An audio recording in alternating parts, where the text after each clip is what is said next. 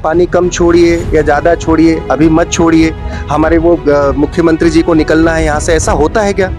मुख्यमंत्री जी के जाने के बाद में छोड़ा और अभी फिर बंद कर दिया, फिर शाम को छोड़ने वाले हैं। ये मुख्यमंत्री जी कार्यक्रम करवाने के लिए पूरी तरह प्रायोजित की गई बाढ़। तांडव मच गया यहाँ बाढ़ का, बगैर किसी कोई मदद नहीं मिली प्रशासन की, लाइट भी बंद कर दी, लेकिन रात में कोई रेस्क्यू टीम नहीं आई।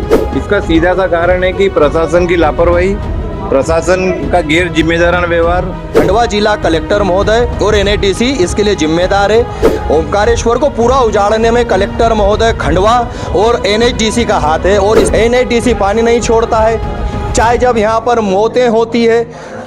नमस्कार, मैं हूं भुवनेश सेंगर, स्वागत है आपका दिल लपेटा में। अब जो तस्वीरें हम आपको दिखा रहे हैं, पहले वो तस्वीरें देखिए। तस्वीर है 2 दिन पहले की ओंकारेश्वर की, वही ओंकारेश्वर की जहां पर आदि गुरु शंकराचार्य की 108 फीट की मूर्ति का अनावरण होना है। 15 तारीख को मुख्यमंत्री वहां पहुंचते हैं।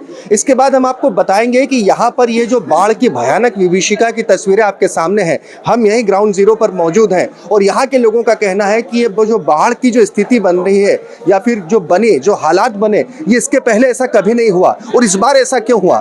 इसके पीछे इनका तर्क ये है, इनका कहना ऐसा है कि वो जो प्रतिमा स्थल तक मुख्यमंत्री को जाना हो, वहाँ पे दूसरे साधु संतों को जाना हो, मशीनरी को जाना हो, वहां पर एक रपटा है जो एक छोटे सा पुलिया टाइप बनाया हुआ है, उसके जरिए जा सकते हैं।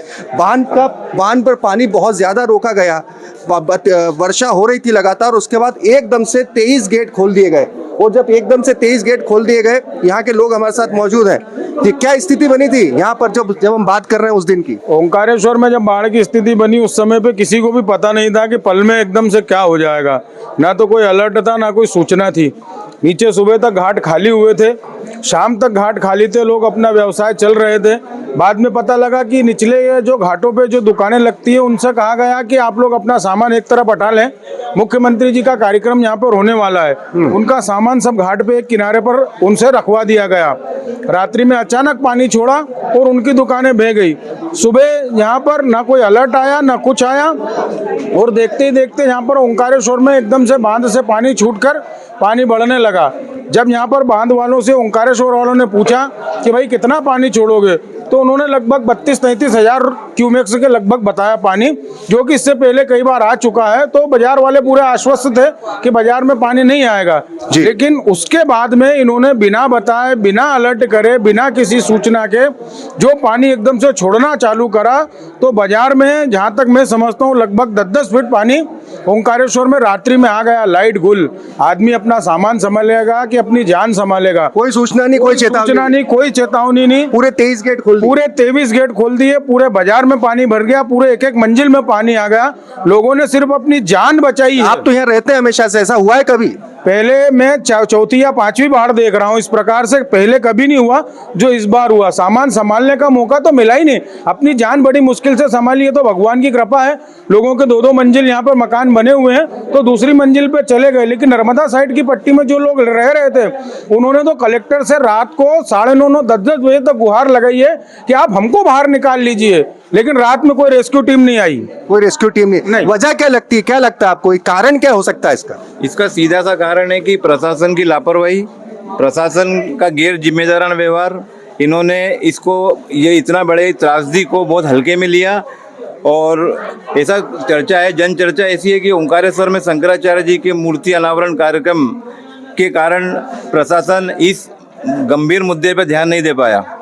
ओंकारेश्वर में अचानक बिना सूचना के इतनी बड़ी बाढ़ आना असंभव सा लगता है। यहाँ विगत 4-5 बाढ़ आ चुकी है, यहाँ लोगों ने बाढ़ काफ़ी देखी है। बाढ़ में जो पानी आता है वो प्राकृतिक रूप से आता है, वो अलग होता है। ये एकदम से बाढ़ से पानी, बांध से पानी एकदम से छोड़ दिया गया, जो बिना किसी सूचना के। यहाँ लोगों को जो सूचना दी गई उस लेवल तक लोगों ने अपना सामान और वो खाली कर लिया, लेकिन इन्होंने उससे डबल पानी एकदम से आ गया, तो लोग अपनी जान बचाने के चक्कर में सब सामान वगैरह छोड़ के भागे। ऐसा क्यों कह रहे हैं कि बांध में बारिश होती रही, इन्होंने उस वक्त रूटीन का जो डिस्चार्ज होना चाहिए, आप लोग तो यहाँ देखते होंगे, बांध बिल्कुल सामने है, रूटीन का जो डिस्चार्ज है वो कुछ नहीं हो रहा था और फिर एकदम से 23 गेट खोल दिए। एकदम से पानी जो छोड़ा गया, एकदम से छोड़ा। ऐसे प्रक्रिया ये रहती है कि थोड़ा थोड़ा डिस्चार्ज करते रहते हैं, तो एकदम से प्रेशर नहीं बनता है, लेकिन यहाँ एकदम से पानी छोड़ना पड़ा। इसके पीछे इसकी जांच होना चाहिए, क्या कारण थे। कहा जा रहा है कि वो जो एक रपट है उसके ऊपर से मुख्यमंत्री जी को निकलना था उस दिन। हाँ क्या बताइए ना दादा, क्या खुल के बोलो, यहाँ कोई डर नहीं है। शंकराचार्य जी की प्रतिमा के अनावरण का कार्यक्रम चल रहा है यहाँ पे हाँ। ओंकारेश्वर में जी। और आवागमन प्रशासन के द्वारा नीचे जो रपटा पुल बना है जी। वो चालू रहे, इसके लिए बांध से 8 दिन तक पानी बंद कर दिया। पानी का स्टॉक खूब हो गया वहाँ। और उसके बाद में एकाएक इनने रात में 12 बजे रात को अनाउंस कर रहे हैं कि नाव वाले अपनी नाव सुरक्षित स्थान में बांध ले, पर स्थानीय निवासियों को कोई सूचना नहीं। और सुबह 10 बजे एकाएक पानी बाजार में आ गया, लोग हतप्रभ रह गए और दिन भर में तांडव मच गया यहाँ बाढ़ का। बगैर किसी कोई मदद नहीं मिली प्रशासन की, लाइट भी बंद कर दी, घरों में पानी। जब ये हालत थी तब प्रशासन तो भी बहुत होगा ना, या मुख्यमंत्री आके गए हैं, यहाँ पर राष्ट्रीय स्तर का कार्यक्रम हो रहा है। प्रशासन उनकी जी उजीरू में लगा हुआ था, जो बाहर से लोग आ रहे थे उनको स्थानीय लोगों का किसी और एनर्जी से पानी रुकवाना था बांध से, और उसके बाद में लोगों को मौका देना था सामान हटाने का। लोगों का सामान भी भे गया, जनहानि हो जाती है बहुत बड़ी। और यहाँ तो जो धार्मिक आश्रम है, बहुत सारे साधु संतों के, वहाँ भी बहुत नुकसान हुआ। बहुत नुकसान हुआ है, गाड़ियां भे गई, आश्रम के आश्रम भे गए। अभी भी स्थिति यही बनी है। अभी भी उनके ट्रक निकालने के लिए जो रपटा बना हुआ है उसको उनके मतलब चालू करने के लिए शंकराचार्य जी के मूर्ति के अनावरण स्थल पर जो वीआईपी और सब मेरे सामने ट्रक आए उनको ऊपर पहुंचाने के लिए उन्होंने अभी फिर पानी बहुत ज्यादा रोक दिया उन्होंने। पूरे गेट बंद कर अभी फिर बोल रहे हैं 4-5 बजे पर फिर छोड़ेंगे। हो सकता है फिर इससे ज्यादा भयानक स्थिति भी बन सकती है। अभी कुछ पता नहीं, हम लोगों को सब लोग हमारे परिवार सब भय में है। हमने रात इस साइड नर्मदा किनारे बिताई है, इनके परिवार ने, हमारे परिवार ने, तो वो हम जानते हैं हम कैसे, मतलब 5 बार हम देख चुके हैं, लेकिन पहली बार हमको ये एहसास हुआ कि क्या पता जान बचेगी कि नहीं बचेगी हमारी। क्योंकि अभी मैं आया हूं तो मैं देख रहा हूं कि फिर से 23 गेट जो थे 2 दिन पहले खुलते हैं, और यहाँ के जो तस्वीरें आती है कि जब जलमग्न हम जा खड़े, यहाँ पर भी पानी पहुंच चुका, और उसके बाद अभी देख रहा हूँ कि अभी फिर वापस इतना लेवल डाउन कर दिया उन्होंने। बहुत ज्यादा पानी अभी एकदम से फिर रोक दिया है। अनाउंसमेंट करा, बोले पानी रुकेगा, फिर 4 बजे बाद फिर छोड़ेंगे। तो अभी हम लोगों को बहुत घबराहट है अभी भी फिलहाल में, ये हाँ शाम व्यवस्थित नहीं हो पाए अभी भी, हम खाना पीना सब। ये बाढ़ कोई बाढ़ नहीं है, ये प्रायोजित बाढ़ है। ये प्रायोजित बाढ़ है। ये मुख्यमंत्री जी कार्यक्रम करवाने के लिए पूरी तरह प्रायोजित की गई बाढ़ है। यहाँ से लोगों को खाली करवाने के लिए इस तरह का हवा बजान बनाया गया है। और कलेक्टर साहब से बातचीत हुई रात को कि यहाँ पे जो लोग फंसे हुए उनको निकालिए और आप ज़्यादा पानी में छोड़िए, लोग बह जाएंगे। तो कहते हैं कि आपका रेस्क्यू कराएं क्या प्रशासन। टीआई साहब के 3 बार फोन आए तो मैंने उनको बताया कि इन लोगों का रेस्क्यू कराइए जो सामने की पट्टी में है, पर उन्होंने कोई ध्यान नहीं दिया। दूसरे दिन अभी तक कोई उनकी रेस्क्यू टीम नहीं आई थी उनकी, और पूरी तरह प्रायोजित किया गया इस बाढ़ को। यानी ये कहीं किसी गलती की वजह से बाढ़ है, ये प्राकृतिक उससे नहीं है। प्राकृतिक कोई बाढ़ नहीं, प्राकृतिक बाढ़ आती है उसका पीला पानी रहता है, अभी काला पानी आया है। पानी का रंग काला था इस बार, जो प्रायोजित बाढ़ रही है पूरी तरह से।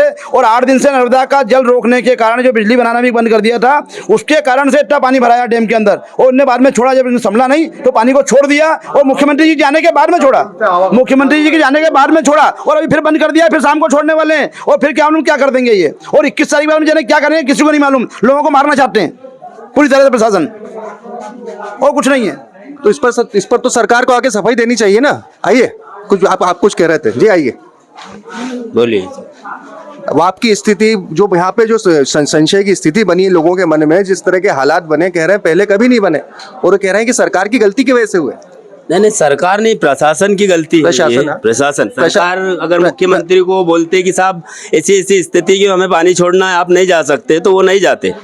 यानी अधिकारियों ने गुमराह किया अधिकारियों ने सरासर, और कोई पूर्व सूचना नहीं दी गई है। 37,000 तक वो बोल रहे थे, 37,000 में यहाँ पर करीब 2 फीट पानी रहता तो उसमें किसी को नुकसान नहीं होता। उनने बाद में 50,000 पानी छोड़ा है, ये सरासर उनकी गलती है जब उनसे संभला नहीं पानी। और अगर वो निरंतर पानी को छोड़ते रहते, 8 दिन से पानी उन्होंने 8 टरबाइन से जो पानी छोड़ते उसमें भी काफ़ी पानी जाता, वो 8 टरबाइन भी नहीं चला पाए वो।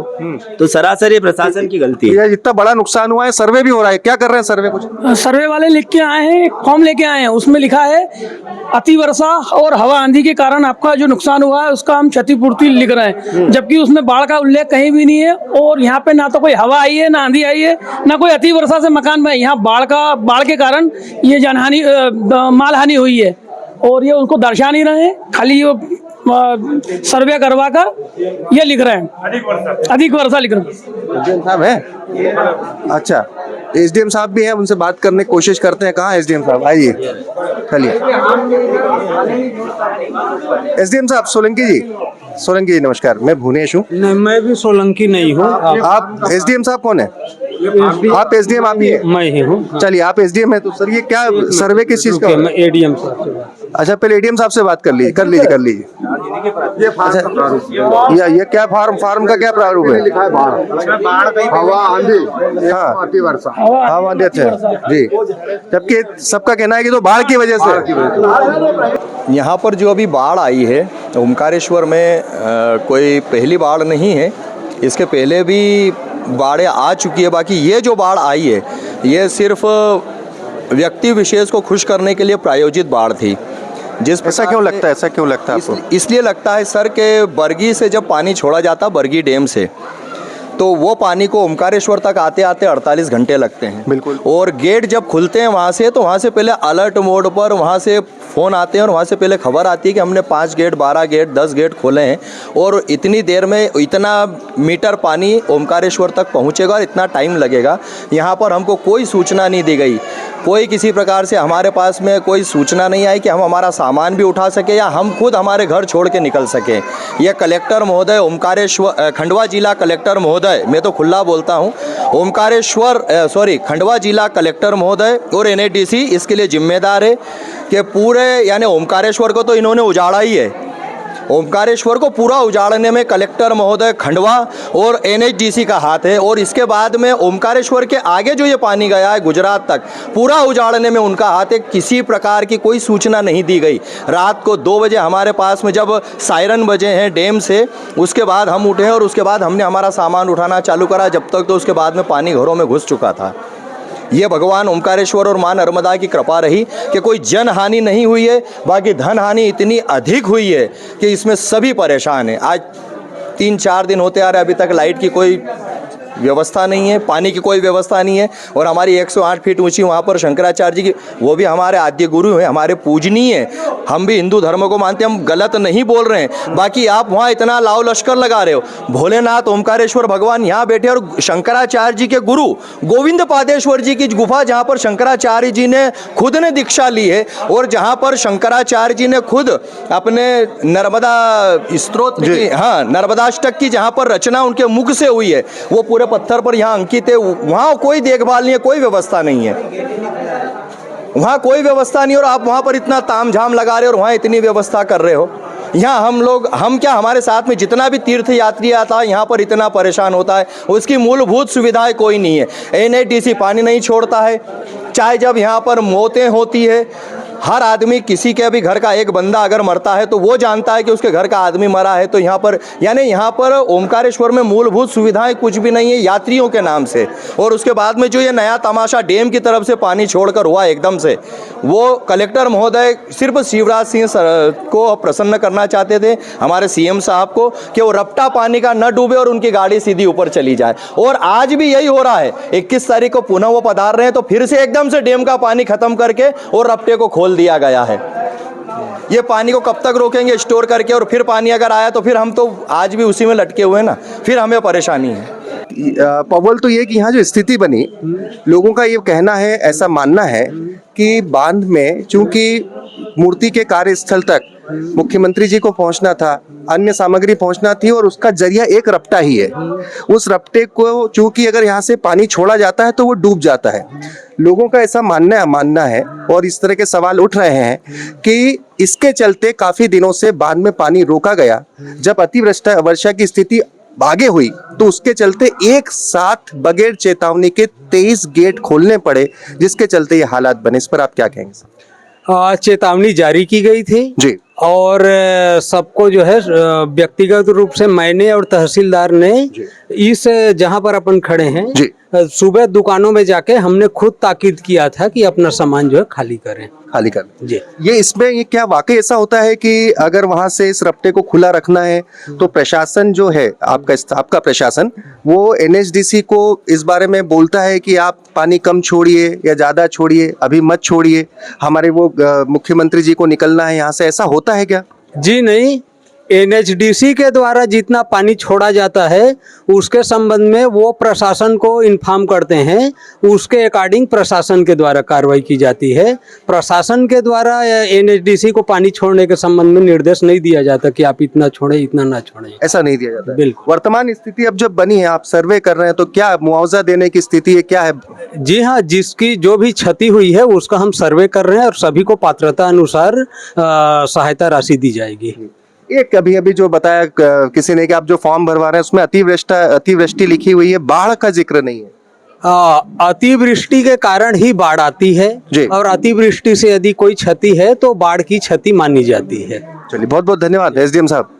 तो एसडीएम साहब का ये कहना है कि ऐसा कोई निर्देश दिया नहीं जाता। लोगों का ये जो कहना है, जो यहाँ पर मौजूद है, वो देख रहे हैं कि नर्मदा का जल स्तर किस तरह से कंट्रोल किया जा रहा है, और नर्मदा का जल स्तर जिस तरीके से कंट्रोल किया जा रहा है ये सवाल भी खड़ा करता है। और लोगों को ये आशंका, क्योंकि बांध भी सामने है, लोग भी सामने हैं, तजुर्बा भी उनका पूरी जिंदगी भर का है, जो ये सवाल खड़े कर रहा है कि क्या वहाँ पर उस एक रपटे पर आवागमन सुगम हो सके, इसके चलते फ्लो को ज़्यादा कंट्रोल किया गया। बांध जब अपने पूरी स्थिति में, पूरी ओवरफ्लो की स्थिति में पहुँच गया, बहुत ज़्यादा उसमें रिजर्वायर फुल हो गया, तब एकाएक 23 गेट खोलने पड़ते हैं और उसके बाद ये स्थिति बनती है जिसे हम तबाही कहते हैं। सवाल इसलिए भी खड़े हो रहे हैं कि 2 दिन पहले का जल स्तर ये तस्वीर में देखिए और आज का जल स्तर इस तस्वीर में देखिए। इन 2 तस्वीरों के फर्क को जब आप समझ जाएंगे तो आपको समझ में आ जाएगा कि 2 दिन में नर्मदा कोई पहाड़ी नदी नहीं है, नर्मदा कोई पहाड़ी नाला नहीं है कि वो 2 दिन में इतना चढ़ जाए, 2 दिन में इतना उतर जाए। यहाँ पर जो लोग शुरू से देख रहे हैं वो जानते हैं और मानते हैं कि नर्मदा धीरे धीरे चढ़ती है, धीरे धीरे उतरती है। लेकिन वर्तमान जो स्थिति बनी है इसने सवाल जरूर खड़े कर दिए हैं। इस पूरे मसले पर सामने आना चाहिए प्रशासन को कि जो शक है अगर ऐसा हुआ है तो माफी मांगनी चाहिए, किसी की गलती है तो उसे सजा मिलनी चाहिए, और अगर नुकसान हुआ है लोगों का तो उसका मुआवजा मिलना चाहिए। बात ओंकारेश्वर की नहीं है, आगे बहुत सारे आश्रम में जहां साधु संत हैं बहुत नुकसान हुआ है। जरूरी है कि प्रशासन इस मसले पर आए और सफाई दे।